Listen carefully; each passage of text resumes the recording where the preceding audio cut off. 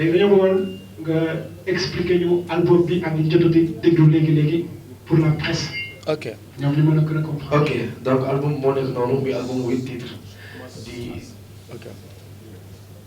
ok ginnaaw bu ma nuyoo waate nga fi nga xam ne fa juddoo fa yaroo fa màggee donc album bi ñu leen présenté léegi mooy album Diazaka Lisé donc di album 8 titres donc mu am comme titre dama la miin remix am Chibidé am Mbo Kodé am Alal am Bëgg Ma am Rabbi Sa Ji am Sama Pimpirampa am Réccu donc nag li waral choix titres yii nii mën naa ne dama la miin moom ni ku nekk war nga am koo miin voilà ni ku nekk war nga am koo miin Chibidé benn son boo xam ni donc dama ko inspiré wu defoon ko beneen version bi ma jógee nag ba koy def version mbalax moo ko tax teg sama staff ñu ne pourquoi pas ñu def ko ci album bi te ku ko bàyyi xel xam ni son nice la aussi donc am na Mbo Kodé moom koo dégg xam lu muy siifee voilà donc am na alal du ñaaw amin ba mooy ñaaw métier du ñaaw waaye liggéey ba moo ñaaw boobu suñu papa moo ko woyoon donc bu ñun doomu artistes yi dañuy faral bu ñuy génn projet suñu papa yi ni fi defoon dañuy ñëw laal ci tuuti ànd ak moom dem voilà Rabbi Sa Ji aussi sama papa moom moo ko woyoon Bëgg Ma donc son love la mbëggeel la Pimpirampa tamit mbëggeel la Réccu aussi Samba Alaar la nit koo xam ni dafay am dafa defal ay waajuram te bu génnee may sembe ci mbedd mi quoi voilà. des questions. maaleykum salaam. juste. mën naa ni mbëggeel waaw d'accord naa quoi parce que tamit nous sommes des jeunes ay xale lañu quoi donc aussi sunu niveau de philosophie fu mu toll rek donc ci côté boobu la ñuy doxee malgré aussi am nañu tamit ay conseils parce que du genre nit ku du jël album projet la te projet boo koy def donc du benn xel moo koy def du ñaari xel moo koy def du ñetti xel moo koy def donc ay xel yu bëri la donc choix boobu mën naa ne album bi am sa mbëggeel lu bëri 3 mbëggeel la donc muy dama la miin moo ci nekk mbëggeel te mën nga woy mbëggeel différent xam nga tey même bu dul mbëggeel dama la miin am na koo xam ni mën nga ko bëgg nga ko mais du mbëggeelu du mbëggeelu li ñëpp di xalaat muy dawante ak yooyu mais nit ba nga ko bëgg ngeen dem ba melante te mënatoo ko fàtte tu comprends voilà ak Chibidé moo ci nekk mbëggeel aussi ak Pimpirampa voilà. mais tey ñu bëri gis nañ que ni sa papa daf la bëgg a forcer public bi. lan moo tax indiwoo say son bopp nga reprendre yenn ci ay son. mais même bu dul man tous les artistes yi nga xam ne seen papa ay waykat lañ li nga commencé ci Aziz Ouza Wally Ballago Seck ñëpp ñuy soog a door seen son papa rek démarré voilà. yaa ngi xaar album bi yóbbu la fan ay tournée internationale wala. waaw mais bëgg nañ ko quoi bëgg nañ ko ñu ngi koy ñaan te wóolu nañu suñu projet bu ñu liggéey wóolu nañ ñu war nañu mën a yóbbu fu ne voilà donc nag sénégalais yi lañ koy jox rek di xaar ñoom tamit ñu xool na lañ koy gisee voilà. merci. kay moo ñëwoon xaaral ma jël ko pare. TV. ok waaw daanaka de album bi gis nañ ko tuddee ko Diazaka Lisé. pourquoi le mot Diazaka Lisé. waaw mais xam nga tey boo nee taal nu mu sant ñu ne la Diazaka donc boo fàttalikoo en 2002 bu fàttalikoo en 2000 sama papa premier album mi ngi ko tuddee album Diazaka noonu la tuddee woon album man tey mu ñëw en 2020 nekk le fils de son père génne album intitulé ko Diazaka Lisé voilà yëg-yëg la quoi c'est ça. ban ngay xaar ci album bi bon est-ce que am nga ci ay plans yoo xamante ne ay plan événement ngay waajal wala est-ce que boole nga ci sa programme pour gën a relancer album bi. waaw am nañu ay programme parce que man avant may génne album bi donc amoon naa ay programme di jouer samay soirée mën naa ni ñaari at mu ngi nii ma nekk ci musique voilà di liggéey ak samay staff donc ñu may conseiller ñuy liggéey entre jeunes ñi fi nekk ñëpp amuñu 35 ans amuñu 30 ans ce sont des jeunes yi nga xam ni donc ñoom tàll lañ gëm tàll la ñuy liggéeyal donc projet bi ñu nekk ñun biñ nee ni projet album la ñuy def donc projet album bi bu génnee war nañu am beneen projet bi ñuy jaayee album bi te loolu ñu ngi ci quoi xam nga maçon boo ko joxee chantier moom mooy liggéey bi mais bu la waxee lu nga war a liggéey rek boo dikkee nag jox ko liggéey bi c'est ça. salaamaaleykum. waaw déggoo dama la maçon boo ko joxee liggéey boo wax nag moom li muy liggéey kër gi te bu la neexee bàyyi ko moom dem jëli beneen maçon jox ko moom expérience mu liggéey kër gi c'est ça. Voilà, donc salam alaikum. Maaleykum salaam. Cheikh Koka, administrateur telepeople.net. ok et aussi correspondant couleur tropicale RFI. Donc Talla ma ngi lay jaajëfal. Alors sa question c'est par rapport production bi. ok En fait dama bëggoon xam production bi combien de temps il a fallu pour nga defar album bi et aussi xam exactement combien ça t'a coûté financièrement. ok donc nag man album bi xam nga dañoo am benn label boo xam ni dañuy liggéey ak moom muy Diazaka production musique bi nga xam ni sama papa moom moo ko coiffé donc man ma ñëw porté ko sama ginnaaw pour doxal ko voilà donc Diazaka production musique amagul studio amagul affaire yi nga xam mais ñu ngi ci projet yi donc nag sama papa moom moo financé album bi mën naa ni donc nag bi ñu koy financé aussi liggéey nañu ko ci durée wu 1 an lañu ko liggéey durée wu 1 an lañu liggéey album bi moo nekk nii. ok. bon ñaari question la am ñu mën a bëgg a laaj. première bi mooy concept désacralisé. gisoon nañ fi ay jëmmi jamono. internet doon jëloon ko di ci jàpp sa baax. loolu souvent. lan moo waral yow nga utiliser terme bi. est-ce que am na luy concept bu nekk derrière am. deuxième question bi mooy sa papa ak yow. souvent dañ leen di gis ngeen di jël prise de position ci situation dëkk bi. sa papa la ci ëpp lu xew day ciy génn. pourquoi biir album bi gisuñu ci benn son boo xam ne nii di nga laaj actualité bi suba. wala situation bi sénégalais yi. merci. d'accord donc xam nga mën naa ni am nga benn question boo xam ne dañu si xaw a jum sax parce que du genre sam papa la donc man la donc moom ni muy def ba jaar ci chemin man noonu laay def ba jaar sama chemin xam nga mën naa la wax tey man bokk naa si nit ñi nga xam ni sama papa daf may bàyyi ma liggéey sama bopp dégg nga man bu fekkoon daf may forcer nit ñi génn na ma album bu yàgg parce que mën na ko am na ko mais ñi ma xam dëgg ak samay staff bi dëgg xam nañ ñun ñoo ràmpee donc nit ñi mën nañ xam nag mën nañ bay ñàkk xam mais ñi nga xam dëgg nañ tëggee fi ma juddoo fi ma yoroo fi ma màggee ñu xam nañu loolu ak Mariste gi nga xam ni dama jógee concert di dox ay Nord Foire ba Mariste di ko lijjanti donc buñu demee tey ba lii am donc nag du cadre sama papa dafa nekk fii ma nekk fee mais man maa ngi sama chemin sama papa dafa am staff man ma yor sama staff waaw mais dañ ci xam dara foofu ci kanam incha allah voilà.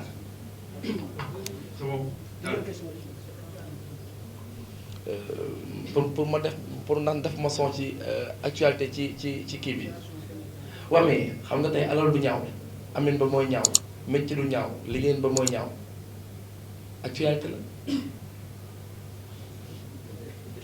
ok Talla Malick wane moi je pense que milante la xamante na bu baax. Malick alors su ma desee ba tey si biir album bi. ok dañuy sentir que ni sonorité yi. ok mbalax bi moo si ëpp. ok alors que jeunes artistes yi léegi ñu bari dañ gën a daw si fi nga xamante ne moom mooy afro bi. ok lan moo tax Talla choisir lu si ëpp mu def ko mbalax que afro. ok waaw xam nga tey ñun dañoo juddu ci benn dëkk boo xam dafa am culture ñu suñu culture mën naa ni mbalax la parce que 100% ñiy déglu mbalax ci monde bi yëpp donc mbalax maa ñi gën a mag ci àdduna bi boo ci waxee Youssou Ndour doo waxat keneen donc man su ma ñëwee di imposer wu nekk jeune wala relever défi damay ñëw mën naa ni am na ay son yoo xam ni ay afro la mais tamit am na ay son yoo xam ni ay mbalax la mën naa ni mbalax yi moo ëpp afro yi mais am na ay afro ci biir parce que ku yëg ci escalier daal di dem 3e étage mën naa ni premier ngay commencer quoi voilà.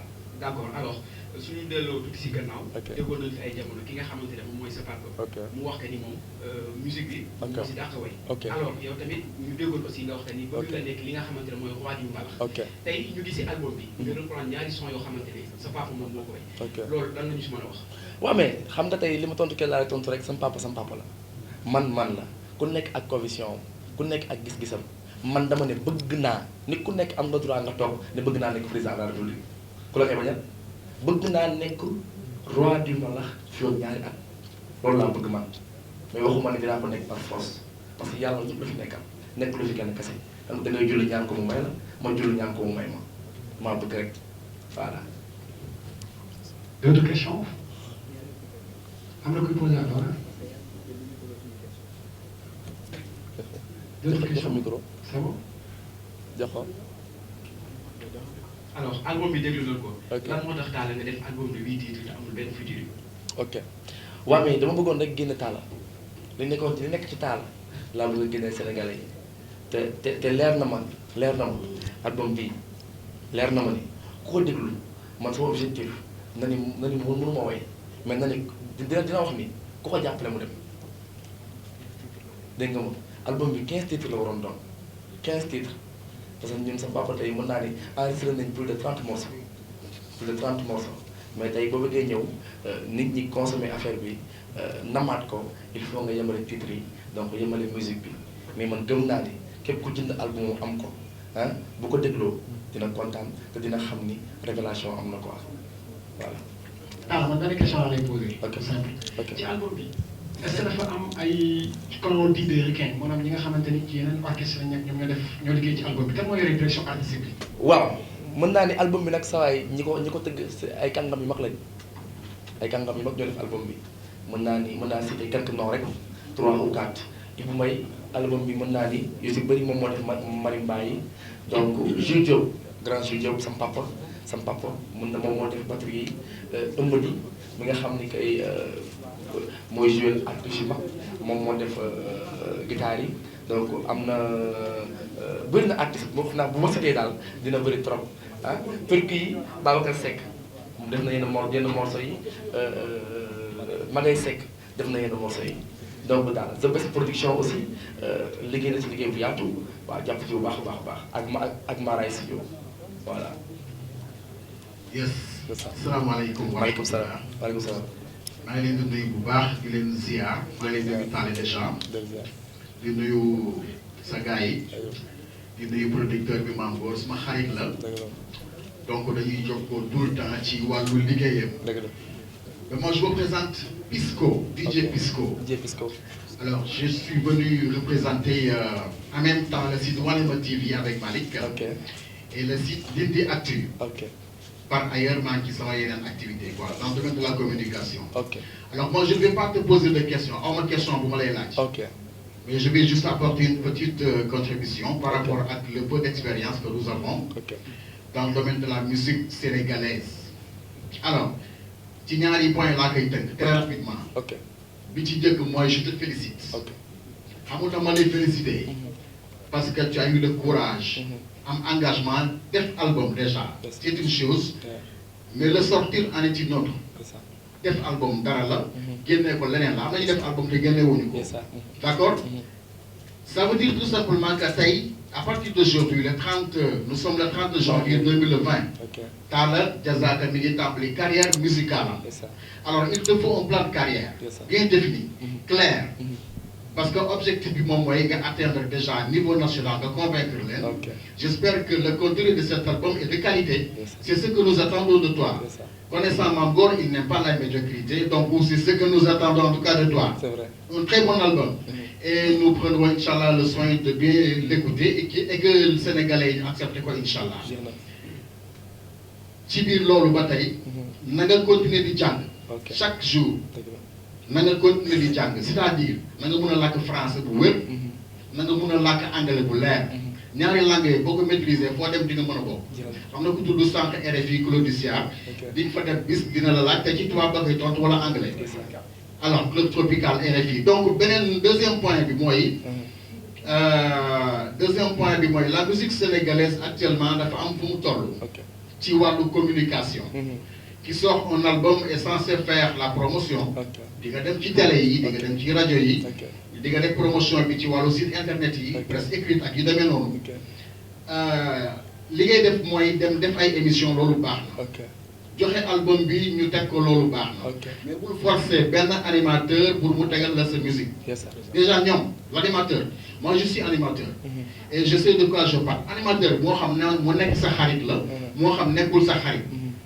boo ko joxee album bi même boo ko joxee xaalis. bu demee toog ci studio bi li mu sentir lay teg. bu sentiree ni musique bu Talla Diazaka neex na et que bu ko tegee dina yeex nit ñi. bu demee ci studio bi da koy teg. il faut prendre le soin de leur donner l'album. nga topp leen est-ce que ñu ngi koy suivre bien parce que am nga benn équipe boo xam ni mooy équipe de communication nga ñu toppatoo loolu. loolu mooy nga toppatoo communication ba mu jaar yoon. boo ca paree nga dem topp yow sa liggéey. parce que ci yoon bi nga nekk maanaam carrière musicale dafa am yoon bu gudd boo xam ne daf ci jaar. je prends l'exemple de Youssou Ndour. yow je sais que amaguloo 30 ans. baa nga xam ne ci nga yem. Youssou Ndour bi mu formé spirituel en 1981 il avait 23 ans. et je prends à témoin Mame Gor.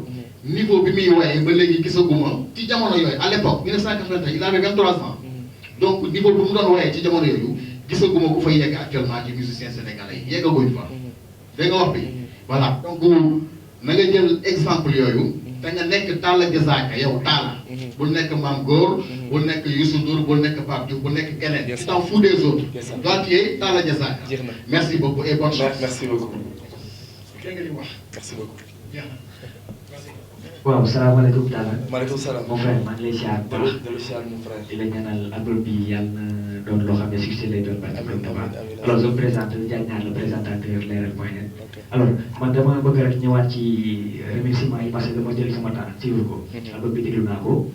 jot naa cee dawal ci rajo mais dama gis ci remerciement yi nga ne yaa ngi ciy remercier Youssou Ndour alors est-ce que Youssou Ndour daa am lu mu apporté ci album bi concernant côté wëy côté finance et tout ça quoi bëggoon naa xam Youssou nan la ci jàppee. waaw xam nga tey musique boo koy def rawatina nga nekk sénégalais nekk jeune nga ambitieux mën naa ni Youssou Ndour idole la ci képp kuy artiste nekk Sénégal référence la ci képp kuy jeune nekk Sénégal parce que tey mën naa ni am naa chance bi ma nekkee di préparer projet bi ma am ci ay premix sama papa jël ma ñu ànd mu recevoir ma bureau ñu waxtaan ma defal ko samay single mu ne ma man de Youssou Ndour kenn du ma nax ci way mais Talla du chant du juste.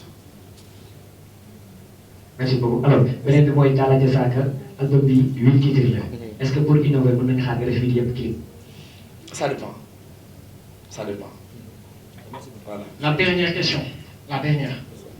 Ok, justement. On doit donner donc le micro au producteur. La dernière question. C'est ma question. Ça, c'est ta question. Oui, je peux parler sans micro. Bonsoir, Talla Diazaka. Yes, sir. maa ngi nuyu équipe bi toog yëpp di leen jaajëfal man j'ai 2 questions. La première question. C'est la dernière. S'adresse à Talla Diazaka, étant chanteur. La deuxième question s'adresse à DJ Pod, animateur. ok donc première question Talla mooy gis nañu da nga xaw a am style tuuti. ok ak Wally Seck. ok mooy un jeune boo xamante ne Sénégal yëpp bëgg nañ ko. ok lan mooy sa relation directe ak Wally Seck première question. La deuxième question waaw mais comme mag la. attention la deuxième question. pour DJ Pod ak nga répondre ko. DJ Pod gis nañ yow animateur nga. ok dama bëgg yow par exemple nga wax ma yow lan nga gis lu différent ci Talla par rapport aux autres jeunes musiciens. ok donc par rapport à Wally Seck sama mag la xam nga nit mooy gis nit estimer ko boppam donc tey Wally dafa ñàkk ki ñaan mën naa ni bu ñuy xamante ci concert la ñu xamante man ak moom boobu Amadou Sène Bër sax moom mooy seede bi ma ñëw fa à Rufisque mu ñëw te nga joué ci concert bi affaire bi nekk affaire bu nice donc gis nga nit ki Amar ni mu lay def rek nga koy def waaye jeune la boo xam ne dafa ambitieux donc ñëwul ci musique bu lu yàgg mais foncé na liggéey na donc jeune nag boo xam ni bëgg nga ëllëg nga tekki dara ci réew mi wala ëllëg doo ñëwee sa benn morom da ngay xool ñi nekk ci kaw ngay dox ni ñuy doxee donc man sama gis-gis laa yor quoi su ma gisul ci moom ñàkk fayda wala dara du ma taxaw estimer ko mais dama ko estimer parce que idole la guerrier la jàmbaar la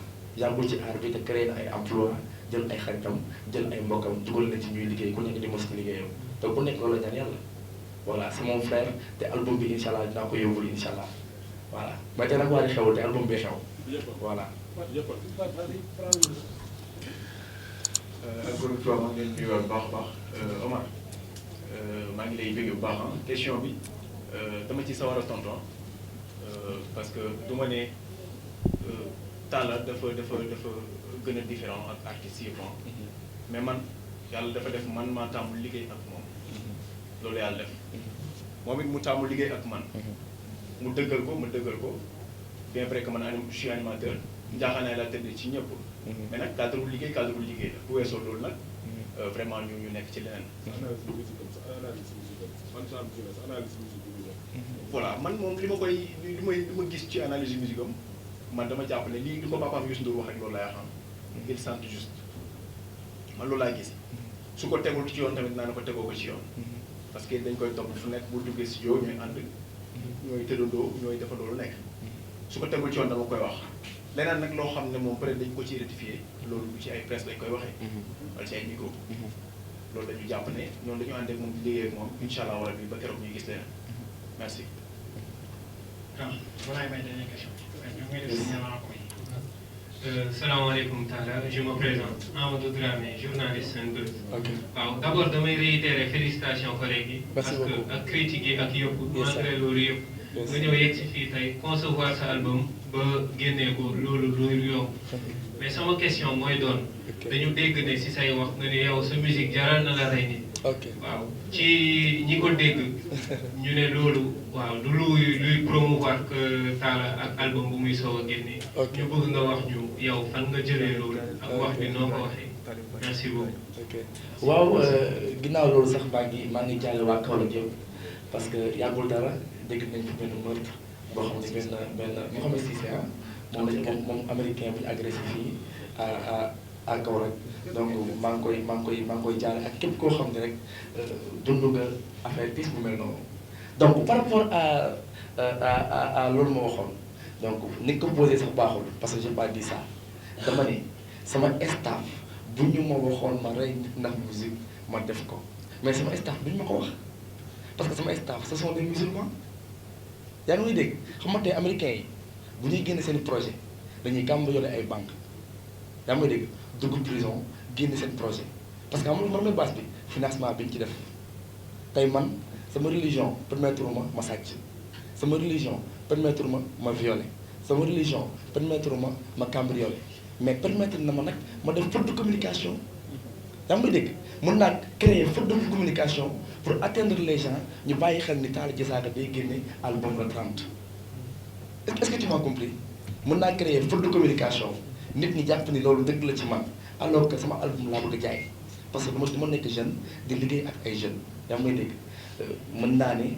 album bu ñu liggéey ko ci durant 1 an donc studio di xiif di daw donc buy génn mën naa ni am na ñoo xam ni tey sama papa amul télé amul rajo te rek ma ci benn label am na label yoo xam ne tey bu seen artiste di génn dañ koy def publicité un mois mais tey man am naa benn moyen def benn interview créer benn polémique boo xam ne sama album bi siy jaaraale est-ce que dégg nga ma voilà j'ai créé cette polémique pour nit ñi bàyyi xel ci sama album waaw man kan laa mën a rey sax man ma taxawee ak yow man ma war a rey yow ah waxuma la àdduna bu jeex bii nag man seen doom laa seen bis laa seen rakk laa système la woon rek pour ngeen xam ni Talla Diazaka day génne album le 30 mais reyuma kenn ko fi reyee nga jëm de reyal nga xool.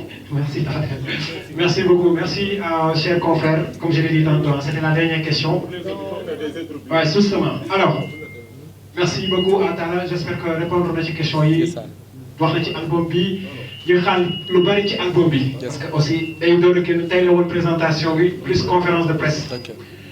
Alors, léegi nag ce qu'on va faire, on va introduire ou bien on va appeler donc le producteur de l'album. Le producteur de l'album, manager de groupe de rue à Rufisque, muy Bamba Ji Fall, manager Soxna Momo Fall, nekkoon na ko nekk aussi koo xamante ni mën nañu wax ni pionnier la ci musique sénégalaise, kooku sa papa la mooy sa producteur te xam naa ne du la bàyyi nga taxis dañu bëggoon bu fekkee Mame Goor Diazaka mën na ñëw juste wax le concept, l'album, le cours, le projet nu ko xalaatee ba mën a def projet. ne yàlla mënoon ngeen def seen bagage rek waaye moom mooy ngeen def seen yow booy parce que ñun peut-être chance bi nga xam ne booy yi am nañ ko ñun amuñu ko ñun bi ñuy def suñu album suñu premier album dafa métti woon mais tey jii booy yi peut-être am nañ chance dajeeg internet bi yaatu tey jii mën nañ ni réseaux sociaux yi moo ëpp doole fu ay télévision dégg naa sax léegi muy wax ni amuñu télévision mais léegi ku am téléphone am nga télé Sénégal ku am téléphone am nga télé bu njëkk ba dañ daan neexal ay télévision di cirage ay dàllu nit ñun temps yi ñuy génnee suñu premier album yeeg yooyu RTS rek moo fi nekkoon pour nga jàll ci télé bi mais problème la mais tey jii ku génne sa album nit ñi xam la na nga fexe ba def affaire bu nice man nag yàlla dafa dogal Talla bi muy commencé di def musique di woy benn moment dama ko doon tere peut-être am na ñu nekk fii ñoo xam ni xam nañ loolu mais bi ma demee ba gis ni am na talent jàmbaar la xam nga gi ci des mooy mu jàng am na nag ñu yàgg di ma reproché ni ma lu tax produire booy bi mais il faut que ñu bàyyi ko mu dem bëgganteeg ay moromam xamanteeg gars yi dugal parce que àddina dara yombul ok mu dem jàng bu ñu demee ba gis ni tamit nii war na mat pour ñu jàppale ko parce que àddina bi moom koo fi gis dañ ko teg loxo parce que nit ki buy juddu président yi nga gis fii bi ñuy juddu indi wuñ fi 1000 francs yaramu nañ lañ fi indi dañ leen a jëli lijjanti leen defar leen ba ñu nice ñu tegu soo deewee tamit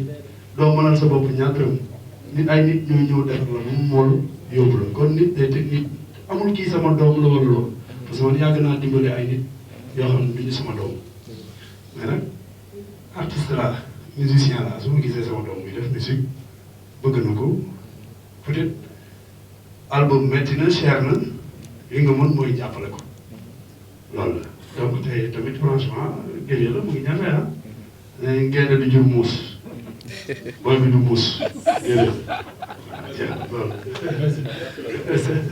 ah voilà album bi nag moom mënuñu wax liñ ci def parce que bëri na studio cher na fay musicien cher na et c'est pas problème la maa ngi dégg sax sànq di koy posé benn question di ko laaj ndax am na featuring da nga ko fàtte parce que morceau de la bi ma ngay sekk c'est un refus quoi daf ci way comme dafa ñëw taasu ci donc daf koy fàtte parce que loolu voilà ma xam c'est la première fois voilà donc il faut que voilà yooyu ñu koy ji mais ñoo ngi koy féliciter di ko encourager et puis di remercier la presse parce que man tey yaakaar naa ne lu ma doon presse moo ma ko def man am ma télévision am ma rajo mais su ma génnee léegi def benn sortie ma am 600 000 vues li koy def mooy gars yi ma jàkkaarloo yéen a ëpp doole foofu télévision yi yéen a ko yor ñii ñooy bagage bi voilà amul télévision bu la kenn dosé te gars yaa ngi nii ñii ku ñu teg nga tegu jeex na jërëjëf.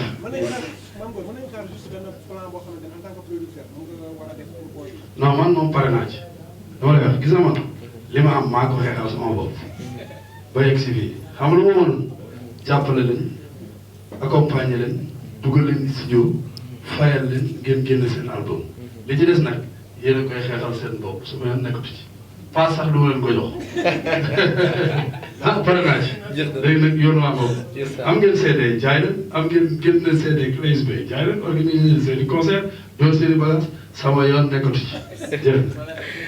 ak jërëjëf maa ngi koy remercier bu baax aussi mu ñàkk ci xaalis bu bëri donc nag parce que ni ku nekk moom mën naa ni sa waajur bu amee dara bu la ko defaroo li ko waajur jàmm defar la ko te donc man yàlla moom may na ma philosophie boo xam ni man mën naa ni ci mbedd laa yaroo voilà gëm naa sama bopp xam naa li ma bëgg donc di jégaluwaat Sénégalais yi nag à par rapport communication boobu ma defoon maa si jégalu lu bëri parce que gars yu bëri doon nañu ma ci woo téléphone mais meilleure affaire bi rek mooy que wax naa lépp taxaw ma def ko donc di remercier toute la presse voilà di remercier bonne question la ok. dañu bëggoon xam aussi ñu gis ne si album bi da nga rendre hommage à Zola. ok lu waral loolu lañ bëggoon xam.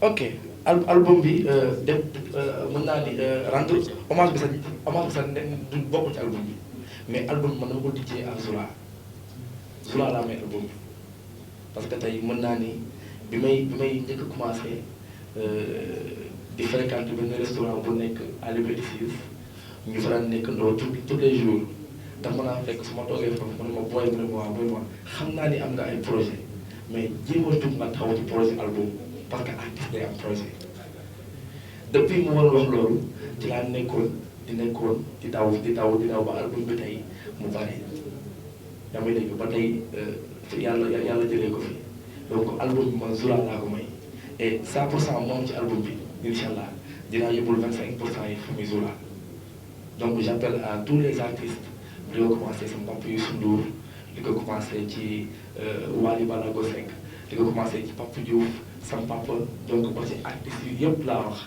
ñu ñëw ñu soutenir album bi pour ñu mën ci am dara pour yóbbu ko Zola ndax Zola sama waay la woon sama xarit la voilà. album dédié à Zola voilà. Talla balaa ñoo tàggatoo dañu bëggoon juste nga war ñu format yi parce que gis nañu ci CD ak clé pour gars yi mën ko gën a gis. xam ni CD la ak clé USB. ok waaw am na CD. am na CD. ak clé bi aussi CD baa nekk nii. donc clé USB baa nekk nii. donc képp ku oote ci numéro yi xam naa après dinaa leen jox staff bi ñoom ñu wax leen képp ku soxla album bi ni ngay def ba am ko mën a ko livrer à domicile fépp fu mën ci nekk ci Sénégal donc am na ay application yoo xam ne aussi dina fa nekk dañu ko mën a jënd par carte gab donc ñi ngi ci affaire daal di door donc di invité waat Sénégal yëpp ñu dégluwaat album bi Talla seen rakk la seen doom la donc man dama ñëw pour imposer wu pour lever le défi donc musique géej la ku ci nekk mën nga tibb fa doo gaañ sa morom ku ci nekk mën nga tibb fa doo gaañ sa morom donc ñëwuñu pour concurrencer kenn ñëwuñu pour xeex ak kenn mais dañoo ñëw pour tey suñu papa yi nga xam ne dañ fay nekkoon bu yàgg donc dem ba tey ñoom mën naa ni sax amatuñu temps musique donc ñun ñu ñëw pour jël place bi pour doxal suñu musique donc ki war jël place nag daa war a nekk ku mag waaw maa ngi fàttaliku bu ma toogee ak Youssou Ndour ñu toog di def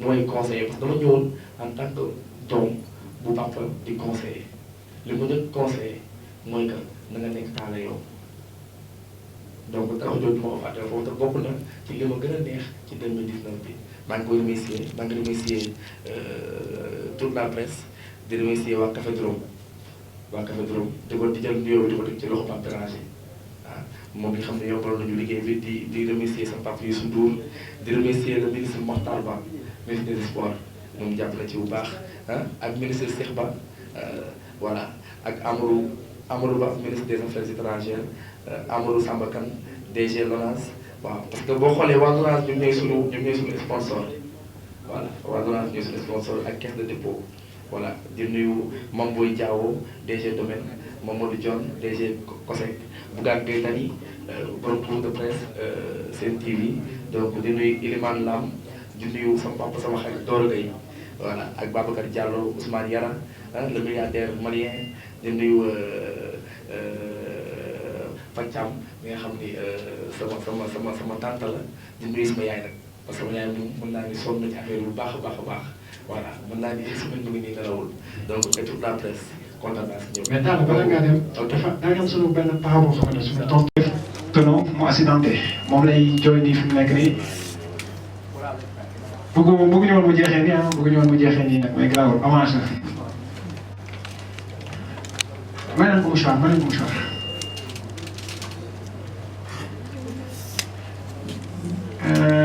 c'est bon. ñu xaar tuuti. Alors, merci beaucoup à la presse. Merci d'avoir répondu à l'appel. C'était la présentation de l'album de Talla Diazaka. Oui, Diazaka bi waaw justement da ngay def interview après ñenn ñi mën nañu retiré wu jël Talla bu paree léegi juste. Ça a été un plaisir, merci beaucoup. Merci d'avoir répondu à l'appel. yéen ñëpp ñoo ngi espéré wu ci yéen lu jëm ci communication album bi léegi nag mën nga jëm ñeneen ñi ñu ngeen def ak ñoom interview mooy ñi mujjee ñëw les retardataires. waaw justement après ngeen coordonné loolu merci beaucoup jërëjëf.